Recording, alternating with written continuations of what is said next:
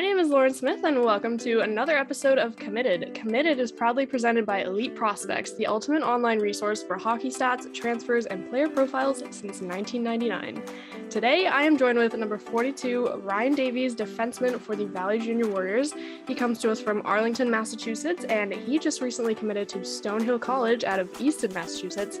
How are you doing today, Ryan? I'm doing good. Thank you for having me. I'm happy to have you here. And to start you off pretty easy, have you always been a defenseman when you've been playing hockey? I have, yes. I've never really been a forward. I think I kind of lacked in the offensive skill when I was a lot younger, so my coach was just kind of threw me back on defense, but I felt pretty comfortable there. So. And is there any player, whether it be in the NHL or otherwise, you say you'd like to model your style of play after? Kind of give people an idea of what you're like? Not really. I never really kind of looked up to anybody. It's kind of weird, but I kind of just played my own way, I guess. Yeah, nothing wrong with that. And any significance to your jersey number? You're 42 for the Warriors. Has that always been a number for you, or is that something new? That's actually new. I usually try to stick with the single digits, but came to the team a little bit late, so there was a short number selection, so I figured 42 fit best. All right, and talking about your hockey career, you played in high school, you made the transition to the NCDC before making the jump over to the EHL where you're at now. Tell me a little bit about that journey and how you kind of got into the hockey world.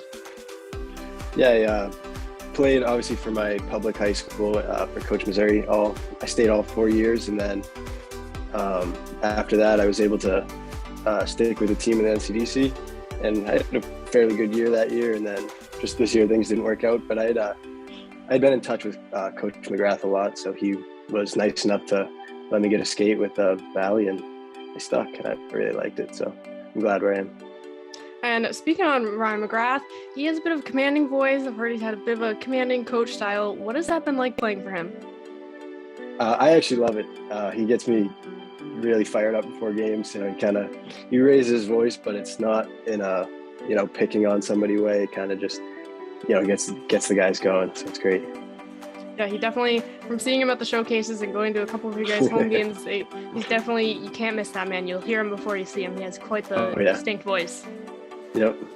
And your team has a bit of a unique thing going on this year. I've noticed that you guys have been filming a teen documentary, Living the Dream.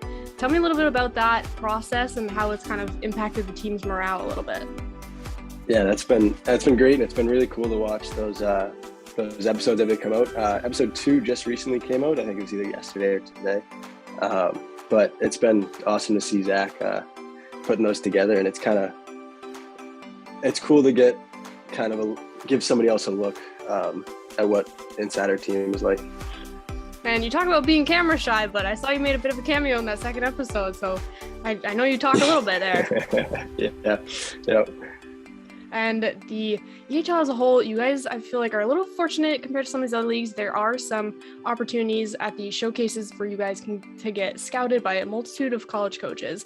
Tell me a little bit about that process for you this season leading up to your eventual commitment now at Stonehill. Yeah, the showcases have been great. It gives a lot of coaches a chance to come see us in person, which they didn't get to do a ton last year. And it gave Coach Borders a chance to watch me in multiple games before I decided to go there. So it was perfect. And speaking on Coach Borges, he pretty successful. They had I believe the NA10 championship in 2019-2020 season. So did that kind of impact your decision? Were you kind of chatting with him a little bit? Do you know anything about them ahead of time?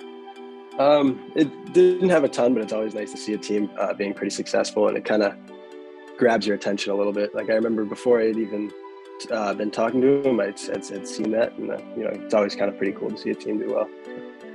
And did you have any communication with them ahead of time, or was this kind of like a fresh thing kind of happened at one of the showcases that you talked to Stonehill? We had actually started communication back in February, and then it kind of lasted all the way up through the summer, and he's been able to watch some of my games this year, so it worked out well. And was that one of the ones you kind of had written down, or was this kind of more of a kind of new one for you, and then you kind of started to lean towards them a little bit? It was definitely up there. It was definitely the top of my list. He had me apply for last year and then defer. So I'm already into the school, so that makes it even easier, and that kind of made it even a bigger pro this year. Less work for me to do, I guess. Of course. And you're a bit of a local to Mass. You're coming out of Arlington. Did that have any impact on your selection for Stonehill, seeing as they're just under an hour away from you?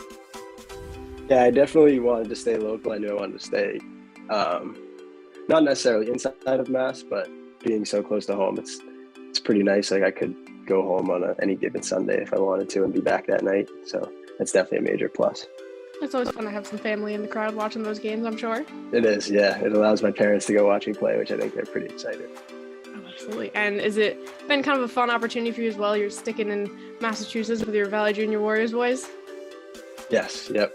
I know we have a good amount of local guys on our team, so we've got a nice carpool going to and from practice, so it's pretty fun. I'm sure. And have you been able to tour the campus yet, or has this been more of like you've seen pictures, kind of talked to the guys here and there? I got to go on campus, I think 2 or 3 weeks ago, and just walking around, Coach Borders was showing me all the buildings, and it's an absolutely beautiful campus. Like I was in once I got on campus, I knew I wanted to go there. I definitely can sympathize with that feeling. I was the same way when I chose mine, so always a good feeling when that happens. And Yep. What kind of drew you to the university besides the hockey program? They have what I wanted to study. I think I want to do something along the lines of physics. So they have he even showed me the science building there, and they have a great facility. So that was a major plus. That's awesome. Big science guy? Yeah, yep, definitely. Oh, yeah. Well, we appreciate you taking the time for this interview. We wish you all the best of luck at Stonehill next year. We're looking forward to see what else you do for the Valley Junior Warriors this season, and we hope all the best for you. Appreciate you taking the time. Thank you for taking the time.